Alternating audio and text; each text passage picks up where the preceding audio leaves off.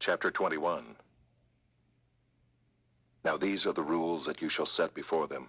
When you buy a Hebrew slave, he shall serve 6 years, and in the 7th he shall go out free for nothing. If he comes in single, he shall go out single. If he comes in married, then his wife shall go out with him. If his master gives him a wife, and she bears him sons or daughters, the wife and her children shall be her master's, and he shall go out alone. But if the slave plainly says, I love my master, my wife, and my children, I will not go out free, then his master shall bring him to God, and he shall bring him to the door or the doorpost, and his master shall bore his ear through with an awl, and he shall be his slave forever. When a man sells his daughter as a slave, she shall not go out as the male slaves do.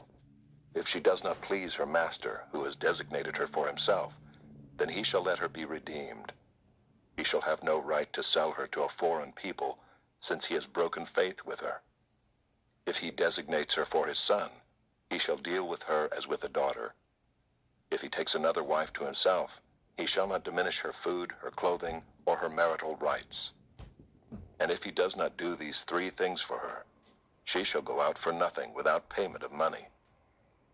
Whoever strikes a man so that he dies shall be put to death. But if he did not lie in wait for him, but God let him fall into his hand, then I will appoint for you a place to which he may flee. But if a man willfully attacks another to kill him by cunning, you shall take him from my altar, that he may die. Whoever strikes his father or his mother shall be put to death. Whoever steals a man and sells him, and anyone found in possession of him shall be put to death. Whoever curses his father or his mother shall be put to death. When men quarrel and one strikes the other with a stone or with his fist, and the man does not die but takes to his bed, then if the man rises again and walks outdoors with his staff, he who struck him shall be clear. Only he shall pay for the loss of his time, and shall have him thoroughly healed. When a man strikes his slave, male or female, with a rod, and the slave dies under his hand, he shall be avenged. But if the slave survives a day or 2, he is not to be avenged, for the slave is his money. When men strive together and hit a pregnant woman, so that her children come out, but there is no harm, the one who hit her shall surely be fined, as the woman's husband shall impose on him, and he shall pay as the judges determine. But if there is harm, then you shall pay life for life, eye for eye, tooth for tooth, hand for hand, foot for foot, burn for burn, wound for wound, stripe for stripe. When a man strikes the eye of his slave, male or female, and destroys it, he shall let the slave go free because of his eye. If he knocks out the tooth of his slave, male or female, he shall let the slave go free because of his tooth. When an ox gores a man or a woman to death, the ox shall be stoned, and its flesh shall not be eaten, but the owner of the ox shall not be liable. But if the ox has been accustomed to gore in the past, and its owner has been warned but has not kept it in, and it kills a man or a woman, the ox shall be stoned, and its owner also shall be put to death. If a ransom is imposed on him, then he shall give for the redemption of his life whatever is imposed on him. If it gores a man's son or daughter, he shall be dealt with according to the same rule. If the ox gores a slave, male or female, the owner shall give to their master 30 shekels of silver, and the ox shall be stoned. When a man opens a pit, or when a man digs a pit and does not cover it, and an ox or a donkey falls into it, the owner of the pit shall make restoration. He shall give money to its owner, and the dead beast shall be his. When one man's ox butts another so that it dies, then they shall sell the live ox and share its price, and the dead beast also they shall share.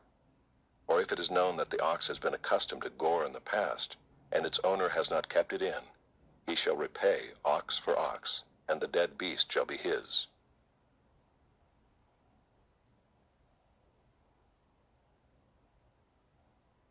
Chapter 22.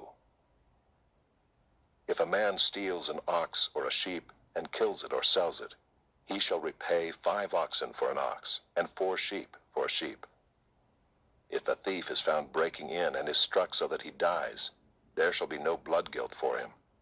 But if the sun has risen on him, there shall be blood guilt for him. He shall surely pay.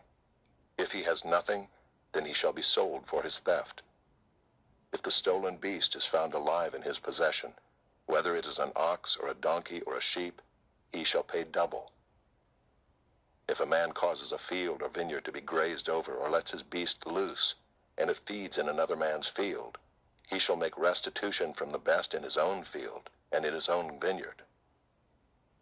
If fire breaks out and catches in thorns, so that the stacked grain or the standing grain or the field is consumed, he who started the fire shall make full restitution. If a man gives to his neighbor money or goods to keep safe, and it is stolen from the man's house, then if the thief is found, he shall pay double. If the thief is not found, the owner of the house shall come near to God to show whether or not he has put his hand to his neighbor's property. For every breach of trust, whether it is for an ox, for a donkey, for a sheep, for a cloak, or for any kind of lost thing, of which one says, "This is it," the case of both parties shall come before God. The one whom God condemns shall pay double to his neighbor. If a man gives to his neighbor a donkey or an ox or a sheep or any beast to keep safe, and it dies or is injured or is driven away without anyone seeing it, an oath by the Lord shall be between them both to see whether or not he has put his hand to his neighbor's property. The owner shall accept the oath, and he shall not make restitution. But if it is stolen from him, he shall make restitution to its owner. If it is torn by beasts, let him bring it as evidence. He shall not make restitution for what has been torn. If a man borrows anything of his neighbor, and it is injured or dies, the owner not being with it, he shall make full restitution. If the owner was with it, he shall not make restitution. If it was hired, it came for its hiring fee. If a man seduces a virgin who is not betrothed and lies with her, he shall give the bride price for her and make her his wife. If her father utterly refuses to give her to him, he shall pay money equal to the bride price for virgins. You shall not permit a sorceress to live. Whoever lies with an animal shall be put to death. Whoever sacrifices to any god other than the Lord alone shall be devoted to destruction. You shall not wrong a sojourner or oppress him, for you were sojourners in the land of Egypt. You shall not mistreat any widow or fatherless child. If you do mistreat them and they cry out to me, I will surely hear their cry, and my wrath will burn, and I will kill you with the sword, and your wives shall become widows and your children fatherless. If you lend money to any of my people with you who is poor, you shall not be like a moneylender to him, and you shall not exact interest from him. If ever you take your neighbor's cloak in pledge, you shall return it to him before the sun goes down, for that is his only covering, and it is his cloak for his body. In what else shall he sleep? And if he cries to me, I will hear, for I am compassionate. You shall not revile God, nor curse a ruler of your people. You shall not delay to offer from the fullness of your harvest and from the outflow of your presses. The firstborn of your sons you shall give to me. You shall do the same with your oxen and with your sheep. 7 days it shall be with its mother. On the 8th day you shall give it to me. You shall be consecrated to me. Therefore you shall not eat any flesh that is torn by beasts in the field. You shall throw it to the dogs.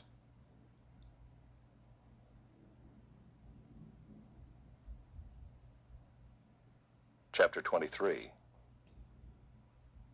You shall not spread a false report. You shall not join hands with a wicked man to be a malicious witness.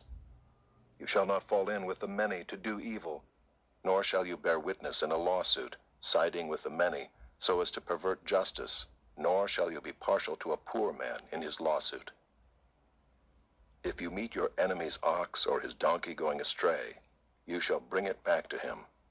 If you see the donkey of one who hates you lying down under its burden, you shall refrain from leaving him with it. You shall rescue it with him. You shall not pervert the justice due to your poor in his lawsuit. Keep far from a false charge, and do not kill the innocent and righteous. for I will not acquit the wicked. And you shall take no bribe, for a bribe blinds the clear-sighted and subverts the cause of those who are in the right. You shall not oppress a sojourner. You know the heart of a sojourner, for you were sojourners in the land of Egypt. For 6 years you shall sow your land and gather in its yield.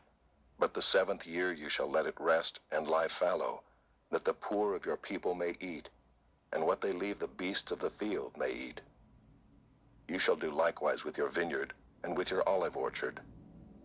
6 days you shall do your work, but on the 7th day you shall rest, that your ox and your donkey may have rest, and the son of your servant woman and the alien may be refreshed.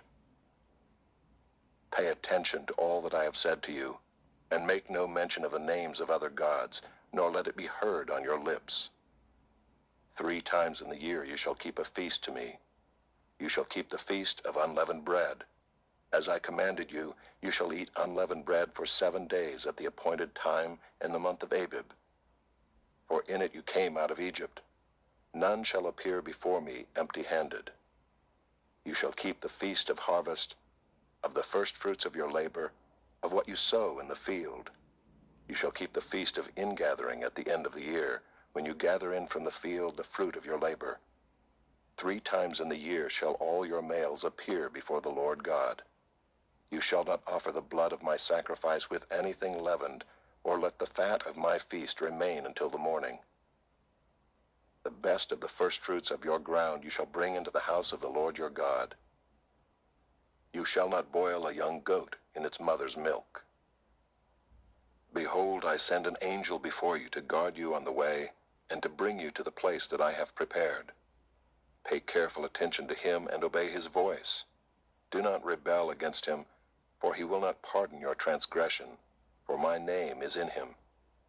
But if you carefully obey his voice and do all that I say, then I will be an enemy to your enemies, and an adversary to your adversaries. When my angel goes before you and brings you to the Amorites and the Hittites and the Perizzites and the Canaanites, the Hivites and the Jebusites, and I blot them out, you shall not bow down to their gods, nor serve them, nor do as they do, but you shall utterly overthrow them and break their pillars in pieces. You shall serve the Lord your God, and he will bless your bread and your water, and I will take sickness away from among you. None shall miscarry or be barren in your land. I will fulfill the number of your days. I will send my terror before you, and will throw into confusion all the people against whom you shall come. And I will make all your enemies turn their backs to you. And I will send hornets before you, which shall drive out the Hivites, the Canaanites, and the Hittites from before you. I will not drive them out from before you in 1 year, lest the land become desolate and the wild beasts multiply against you. Little by little I will drive them out from before you, until you have increased and possessed the land. And I will set your border from the Red Sea to the Sea of the Philistines, and from the wilderness to the Euphrates. For I will give the inhabitants of the land into your hand, and you shall drive them out before you. You shall make no covenant with them and their gods. They shall not dwell in your land, lest they make you sin against me. For if you serve their gods, it will surely be a snare to you.